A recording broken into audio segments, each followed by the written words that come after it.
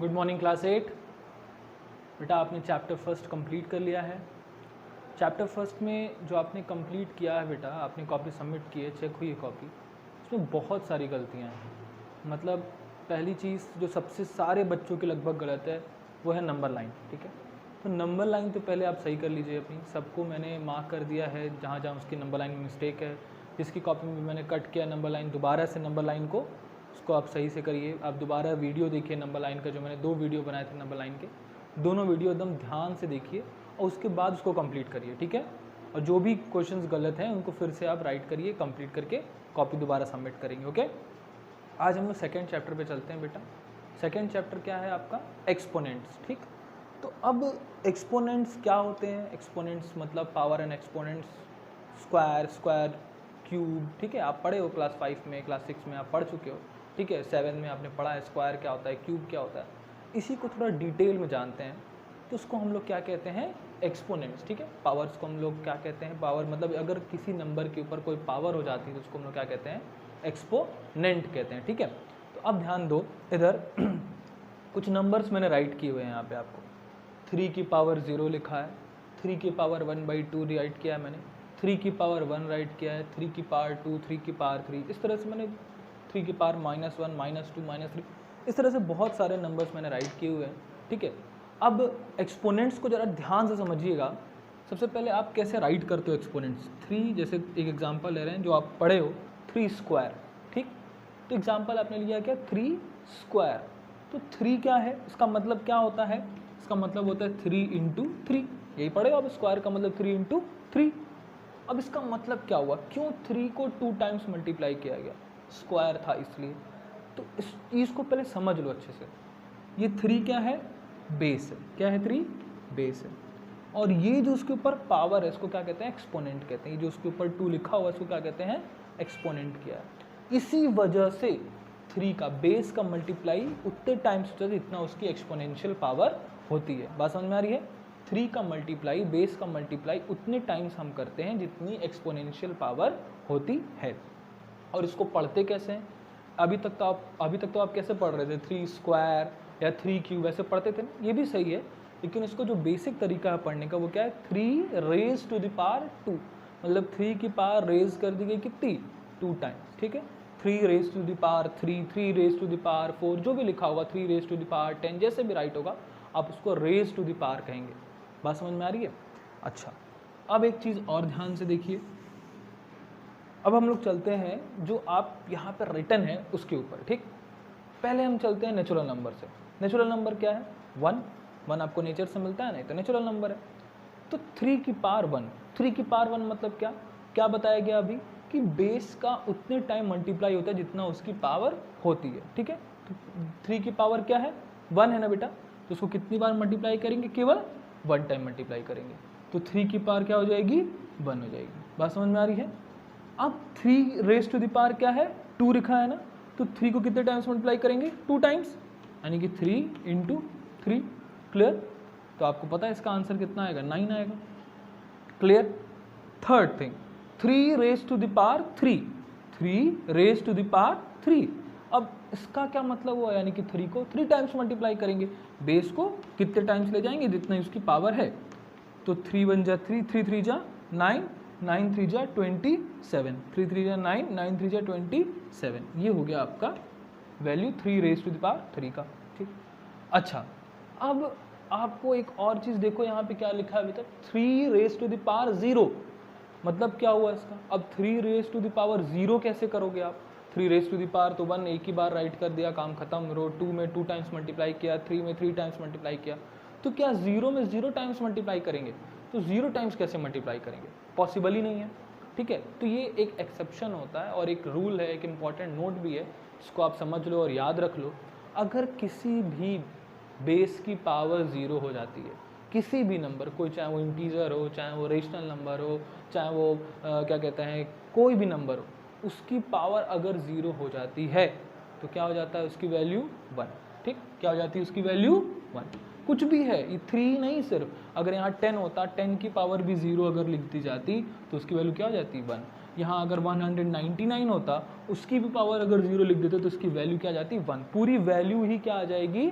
1 आ जाएगी। बात समझ में आ रही है? कोई भी नंबर, कोई भी बेस जिसके ऊपर इसकी एक्सपोनेंशियल पावर 0 है तो उसकी वैल्यू क्या आ जाती है? 1। ये याद रखिएगा, ठीक है। अच्छा, अब एक और चीज़ है जो कि आप पढ़ लीजिए, आपको फ़ायदा ही करेगा, क्योंकि नेक्स्ट चैप्टर जो आपका 3rd चैप्टर है उसमें आपको इसी के बारे में पढ़ना है। अब है ये 3 की पावर 1/2।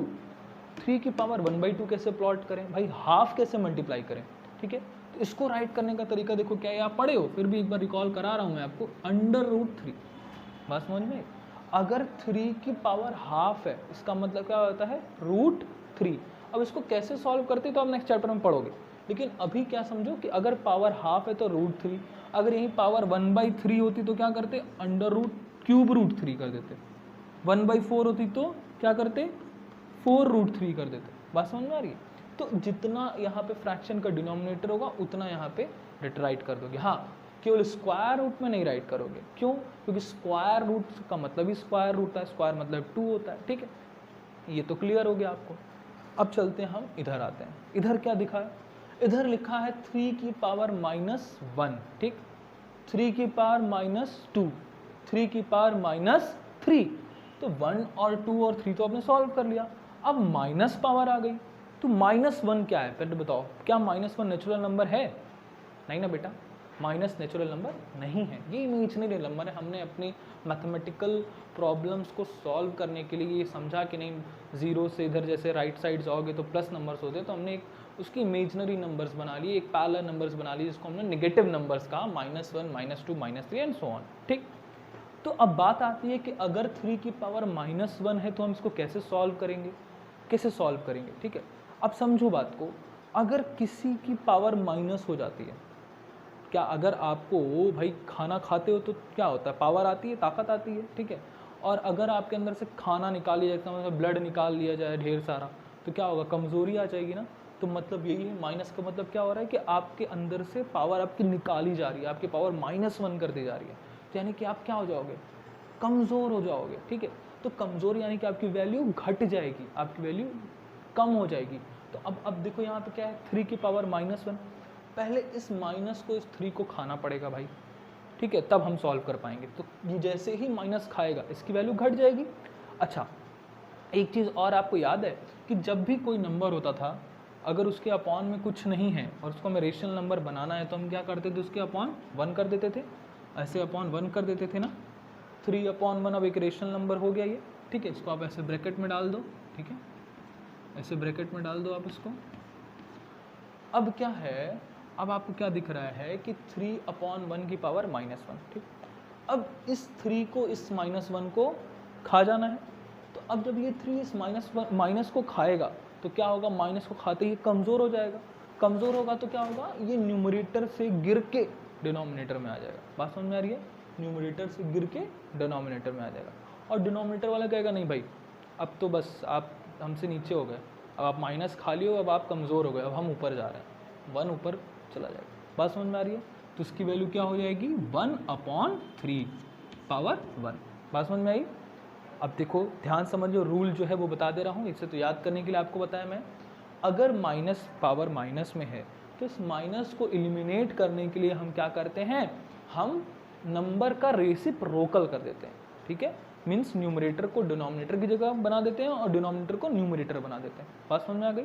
और माइनस गायब हो जाता है। जैसे ही आप नंबर का ब्रैकेट के अंदर जो नंबर दिया उसका रेसिप्रोकल करते हो, वैसे ही माइनस गायब होकर वो पॉजिटिव में पावर चेंज हो जाती है। अब इसको सॉल्व करना ईजी है। पावर 1 है तो कोई कुछ करना ही नहीं है, पावर 1 है तो सेम 1/3 ही लिख दोगे, क्योंकि 1 टाइम मल्टीप्लाई करना था, यानी कि 1 बार लिखना था, लिख दिया आपने।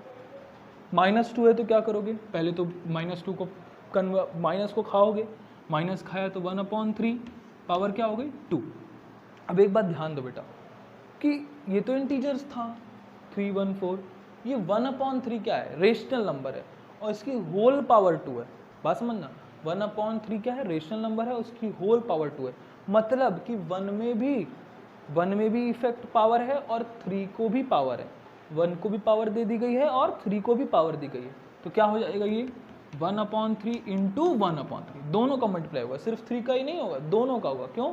क्योंकि रेशनल नंबर में होल पावर 2 है, इसीलिए ब्रैकेट लगाया गया। क्लियर?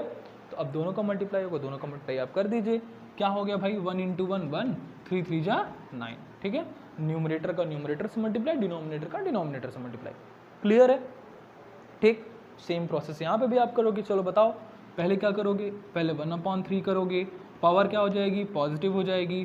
क्या लिखा हुआ है, 3 टाइम्स 3 पावर क्या, एक्सपोनेंशियल रेज कितना क्या गया 3, तो 3 टाइम्स मल्टीप्लाई करोगे, 3 टाइम्स मल्टीप्लाई कर दो, 1/3 इंटू 1/3 इंटू 1/3, ठीक। क्या आ जाएगा बेटा, 1/1 इंटू 1 इंटू 1 1, 3 3 जा 9, 9 3 जा 27, ठीक। तो ये आपका आंसर आ गया। बात समझ में आई, ठीक है, क्लियर है इतना। अच्छा, अब देखो बेटा, कुछ एक और इम्पॉर्टेंट बात मैं आपको बता देता हूँ, ठीक है, जो कि ज़रूरी है जानना। क्या जानना ज़रूरी है भाई, एक क्वेश्चन है, लिखा हुआ है 5 पावर 2, ठीक है, इसकी वैल्यू फाइंड करिए, फाइंड वैल्यू, ठीक है। मतलब ये क्वेश्चन मैं अपने मन से आपको दे रहा हूँ, ठीक है, फाइंड वैल्यूज, ठीक। 5 पावर 2 की वैल्यू फाइंड करके दिखाओ। दूसरा है 5 की पावर -5 की पावर 2 की वैल्यू फाइंड करके दिखाओ। तीसरा दिया है, थर्ड क्वेश्चन है -5 की पावर 3, या सॉरी 5 की पावर 3 सॉल्व करके दिखाइए। एंड फोर्थ वन इज -5 की पावर 3 सॉल्व करके दिखाइए, ठीक। अब देखो क्या डिफरेंस आता है, 5 रेज टू द पावर 2 है, तो आपको पता ही है क्या करना है, सिंपल मल्टीप्लाई करना है ना, ठीक है, सिंपल क्या करना है, मल्टीप्लाई 2 टाइम्स, ठीक है। तो आप कर दो भाई, 5 इंटू 5, पावर पॉजिटिव है, नेगेटिव नहीं है, ध्यान देना। तो 5 इंटू क्या हो जाएगा, 5 हो जाएगा, 5 इंटू 5 हो जाएगा, क्लियर। 5 इंटू 5, क्योंकि 5 रेज किया गया पावर 2 टाइम्स, 5 5 जा 25, आप राइट कर दिए 25, सही है, ये कोई दिक्कत नहीं। सेकेंड क्वेश्चन क्या है, -5 की पावर 2, -5 की पावर 2, यानी कि -5 का हमको 2 टाइम्स मल्टीप्लाई करना होगा, क्योंकि आपका बेस क्या है, -5 है। तो आप देखिए करिए, -5 इंटू -5, 2 टाइम्स किया आपने मल्टीप्लाई। अच्छा, तो अब आपने पढ़ा है फर्स्ट चैप्टर में कि अगर 2 टाइम्स माइनस का मल्टीप्लाई हो रहा है, माइनस इंटू माइनस हो रहा है, तो क्या हो जाता है, प्लस हो जाता है ना। माइनस इंटू माइनस क्या हो जाता है, प्लस हो जाता है। तो माइनस इंटू माइनस प्लस हो जाएगा, प्लस हो जाएगा, और 5 5 जो 25 आ गया, क्लियर, समझ के बाद। अच्छा, थर्ड क्वेश्चन पे चलते हैं। 5 पावर 3, 5 की पावर क्या दिया है, 3 दिया हुआ है, तो बस कुछ नहीं करना है, 5 को 3 टाइम्स मल्टीप्लाई करना है, 3 टाइम्स मल्टीप्लाई कर दीजिए। क्या होगा, 5 5 जा 25, 25 5 जा 125, ठीक है, क्लियर।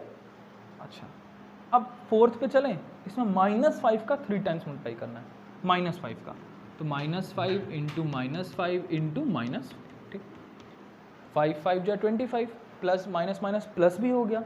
अब क्या हुआ, आपके पास किसका किसका आपको मल्टीप्लाई करना बचा, +25 इंटू -5, क्योंकि ये माइनस माइनस तो प्लस हो गया, तो +25 इंटू -5 का मल्टीप्लाई बचा आपको।